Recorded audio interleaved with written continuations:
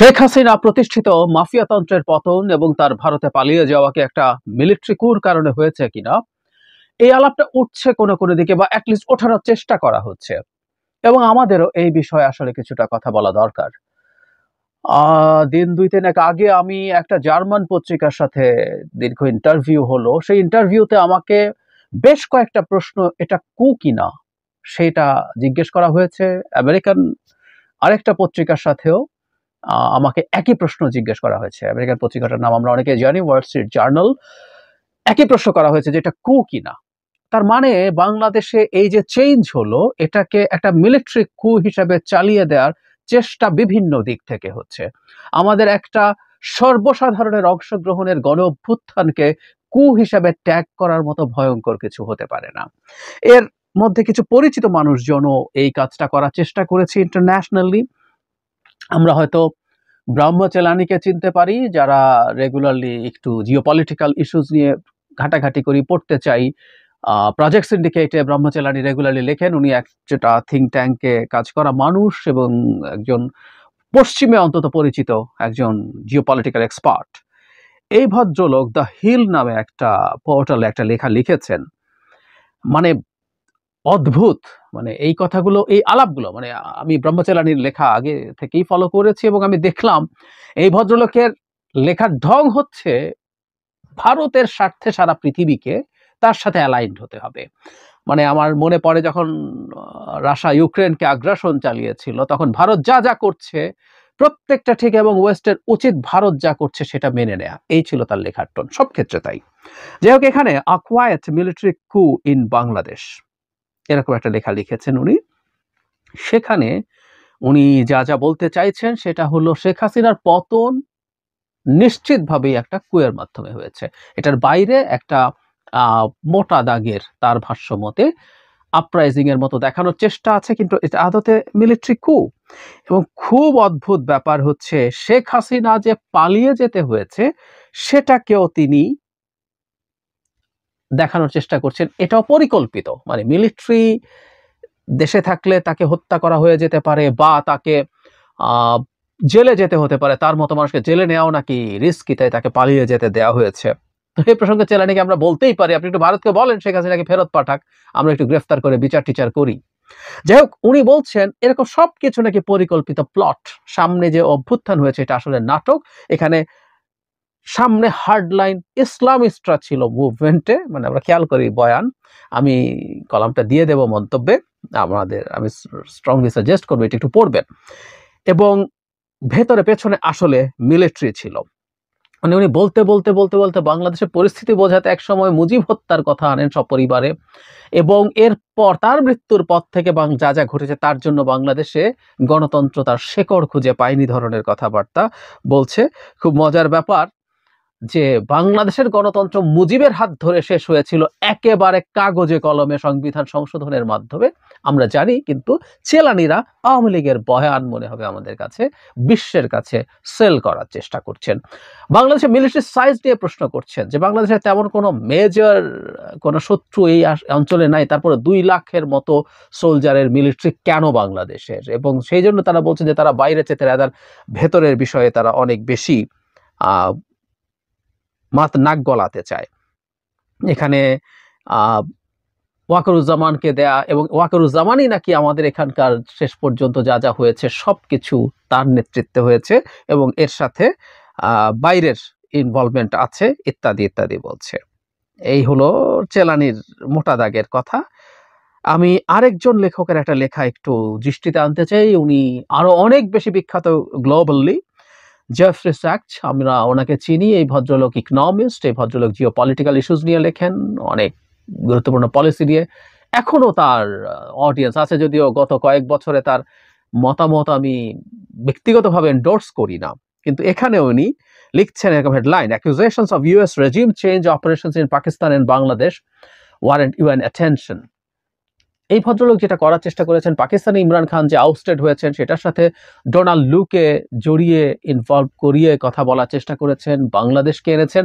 এবং খুব মজার ব্যাপার, আমি খুব অবাক হই, এত বিখ্যাত মানুষ উনি, অন্তত একটা সময় তাকে খুব গুরুত্বের সাথে তো গ্লোবালি নেয়াই হতো, উনি বাংলাদেশের রেজিম চেঞ্জে শেখ হাসিনা কি কি কথা বলছেন সেগুলোকে যুক্তি হিসাবে হাজির করছেন। গত নির্বাচনের আগে কি বলেছেন, নির্বাচনের পরে কি বলেছেন, ওই যে আগে আমেরিকা তাকে টপল করতে চায় এগুলো বলছেন, নির্বাচনের পরে ওই যে সাদা চামড়ার লোকজন তাকে বেজ করতে চায় ইত্যাদি ইত্যাদি বললেন না, তখন এগুলোকে উনি সামনে আনার চেষ্টা করছেন এবং এগুলো এনে তিনি বলছেন এই যে রেজিম চেঞ্জ করলো এবং আমেরিকার ক্ষেত্রে বললেন আমেরিকা এটাকে কন্ডেম করছে না, যেহেতু কন্ডেম করছে না সেটা দিয়ে এটার সাথে আমেরিকা জড়িত। উনি আরো এক ধাপে গিয়ে বলে দিচ্ছেন যে এটা শুধু কু না, এটা আমেরিকা পেট্রোনাইজড কু, এই ধরনের একটা অ্যাটিটিউড দেখানোর চেষ্টা করছেন এবং উনি দাবি করছেন ইউনাইটেড নেশনসের সিকিউরিটি কাউন্সিলে এই দুই জনকে মানে ইমরান খান এবং শেখ হাসিনাকে ডেকে তাদের সাক্ষ্য নেওয়া দরকার, নিয়ে ইত্যাদি ইত্যাদি করা দরকার। আবার এটাও বলছেন এখানে আমেরিকার ভেটো পাওয়ার আছে, চাইলে খুব সহজ হবে না। তাহলে মোদ্দা কথাটা হলো কি, এই কলামটাও দিয়ে দেবো, আপনারা দুটো একটু পড়বেন। মোদ্দা কথা হচ্ছে দুইজনেরই মানে এটা মিলিটারিকে আমেরিকা পেট্রোনাইজ করে কাজটা করিয়েছে না মিলিটারি নিজে নিজে করেছে, সেই ধরনের আলাপ। এর মধ্যে ইসলামিস্ট ফ্যাক্টর আছে কিনা, চেলানি যেমন বলছেন ইসলামিস্ট ফ্যাক্টরই এখানে প্রধান ফ্যাক্টর, এখানে হিন্দুদের উপরে টর্চা সহ ইন্ডিয়া এবং শেখ হাসিনার যে বয়ান সেগুলো তারা সামনে আনার চেষ্টা করছে এটাকে ইসলামিস্টদের, তার মানে চেলানি শুধু কু হয়েছে তা না, ইসলামিস্টদেরকে সামনে রেখে কুটা করেছে মিলিটারি, এই আলাপ। আর সার্চ বলছেন এখানে আমেরিকা জড়িত। তাহলে মিলিটারি, ইসলামিস্ট এবং আমেরিকার এই তিনটাকে আমরা একসাথে দুটো কলম থেকে যদি একত্র করে নিই সেটা পাবো।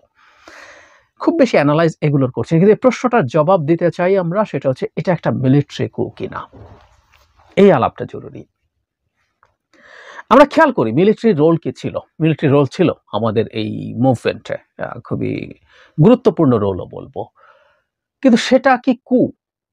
বাংলাদেশে মিলিটারি প্রথম নেমেছিল কখন? মিড জুলাইয়ে যখন সংকট শুরু হলো, তখন একটা পর্যায়ে যখন পুলিশ, বিজিবি, ছাত্রলীগ, আওয়ামী লীগ, যুবলীগ একসাথে থেকে গুলি করে শত শত হত্যা করেও আর সামাল দিতে পারছিল না পরিস্থিতি, তখন শেষ চেষ্টা হিসেবে মিলিটারি ডিপ্লয় করা হয়েছিল এবং কারফিউ দেওয়া হয়েছিল। সেটা দিয়ে কোনো রকমে একটা ওই মুহূর্তে ঠ্যাক দেওয়ার চেষ্টা করা হয়েছিল। তো মিলিটারি তো ডিপ্লয়েড হয়েছিল, মিলিটারি কি ডিপ্লয়েড হতে চায়নি? চেয়েছে। তার মানে তখনও মিলিটারি শেখ হাসিনার আদেশ মানছেন। শুধু সেটা না, আমাদের কাছে ফুটেজ আছে মিলিটারি রীতিমতো যুদ্ধের ভঙ্গিতে গুলি করছেন, এই ভিডিও আমাদের কাছে আছে। সুতরাং মিলিটারি শেখ হাসিনার হয়ে গুলিও করেছিল আমাদের ছাত্র জনতার উপরে, তার আদেশ পালন করেছিল। পরবর্তীতে কি হলো, আমরা একটা সভার কথা জানি যেখানে বিভিন্ন পর্যায়ের অফিসারদেরকে নিয়ে মিলিটারি চিফ একটা সভা করেন, যেখানে মিড টু লোয়ার লেভেলের অফিসাররা ক্যাটাগরিক্যালি বলেন যে তারা এই ধরনের পরিস্থিতিতে আর গুলি করতে চান না, দেশের জনগণের বিরুদ্ধে অবস্থান নিতে চান না। অসাধারণ একটা ব্যাপার, আমাদের জাতির ইতিহাসে এটা লেখা থাকতে হবে। তারপর চিফ বুঝলেন যে আসলে মিলিটারিকে দিয়ে জনগণকে গুলি করিয়ে আর আসলে এটা সম্ভব হবে না, এবং গুলি করলে এখন হাজার হাজার গুলি করতে হবে। এবং চিফের জায়গা থেকেও আমরা তাকেও ধন্যবাদ দেই। ধরুন জনাব আজিজের মতো একজন চিফ যদি থাকে, আজিজ আহমেদ যেমন ছিলেন, তিনি হয়তো শেষ মুহূর্ত পর্যন্ত শেখ হাসিনার মতোই গুলি করানোর চেষ্টা করতেন, কিন্তু এই চিফ প্রফেশনালি উনি বুঝতে পেরেছেন, বিশেষ করে যখন শেষ দিন শেখ হাসিনার 45 মিনিট সময় আছে বলে চিফটাকে জানিয়েছিলেন, তখন বিভিন্ন দিক থেকে লাখে লাখে মানুষ যাচ্ছিল গণভবনের দিকে। এখন ওদেরকে যদি ঠেকাতে হয়, ঠেকানো যাবে কিনা ভিন্ন কথা, আপনি যদি ওখানে অটোমেটিক ওয়েপন দিয়ে গুলি করতে থাকেন তাহলে শত শত না হাজার হাজার মানুষ মারা যাবে। এই হাজার হাজার মানুষ মেরে ফেলা মিলিটারির জন্য কি সম্ভব ছিল? চাইলে কি পারতো? এমনকি আজিজও চাইলে পারতো? আমার মনে হয় না। আর মেরে ফেললেও কয়েকশো কয়েক হাজার মারা গেলেও আমি মনে করি না ওই মানুষকে, ওই স্পিরিটেড মানুষকে থামানো যেত। তাহলে মিলিটারির পদক্ষেপ হচ্ছে, মিলিটারি একটা পর্যায়ে নিউট্রাল হয়েছে, প্যাসিভ হয়েছে। মানে প্যাসিভ হয়ে নিউট্রাল হয়ে একটা মিলিটারি কু করা যায়, এটা ব্রাহ্মা চেলানি আর জেফ্রি সাক্সের মতো মানুষ না হলে মনে হয় কল্পনা করা যায় না। মানে সারা জীবনের এই মানুষগুলো তো কিছু একাডেমিক অ্যাচিভমেন্ট আছে, কিন্তু স্টুপিডের মতো কথা বলছেন দুজনই। চেলানিকে আমি চিনি, চেলানির কাজ হচ্ছে সারা পৃথিবীকে ভারতের মতো করে চলতে হবে, ওকে ওই পাতে। জেফ্রি সাক্স কত নিচে নামছেন যে উনি এখন এটাকেও ওই জায়গায় নিয়ে যাচ্ছেন। পৃথিবীতে বিভিন্ন পর্যায়ে যখন গণঅভ্যুত্থান সফল হয়, তার একটা বড় অংশে আসলে মিলিটারি শেষ পর্যন্ত এক্সিস্টিং রেজিমকে আর সাপোর্ট করে না, এটাই ঘটে। এরশাদের সময় এরশাদের পতন হয়েছিল কারণ মিলিটারি একটা পর্যায়ে এরশাদকে আর সমর্থন করতে অস্বীকার করেছে। তাহলে কি সেটাও মিলিটারি কু ছিল? এই দুই স্টুপিডের কথা শুনে তো আমাদের মনে হয় ওইটাও মিলিটারি কু ছিল, কারণ তারা বলেছে আমরা তোমার সাথে কোঅপারেট করব না। আমি যদি ভুল না করে থাকি, জেনারেল নুরুদ্দিন ছিলেন তখন, নুরুদ্দিন এরশাদকে এটা জানিয়ে দিয়েছিলেন এবং তখনই নিশ্চিত হয়ে যায় এরশাদকে আসলে ক্ষমতা থেকে নামতে হবে। তো ওটাও কু। আমাদের এই জিনিসগুলো একটু কমব্যাট করতে হবে। এটা একটা গণ জাগরণ, গণ অভ্যুত্থান, যে গণজোয়ার দেখে মিলিটারি আর সাহস করেনি যে এখানে সে এই কাজটা করবে। এবং আমি আবারও বলছি, জনাব ওয়াকারুজ্জামান মিলিটারি চিফ অত্যন্ত প্রফেশনাল অ্যাটিটিউড তখন দেখিয়েছেন। এটাই প্রফেশনাল অ্যাটিটিউড। উনি কথার কথা উনি প্রথম নামলেন শেখ হাসিনার হয়ে, যেহেতু উনি চাকরি করেন দেশের অনেক বড় position, but still it's a job.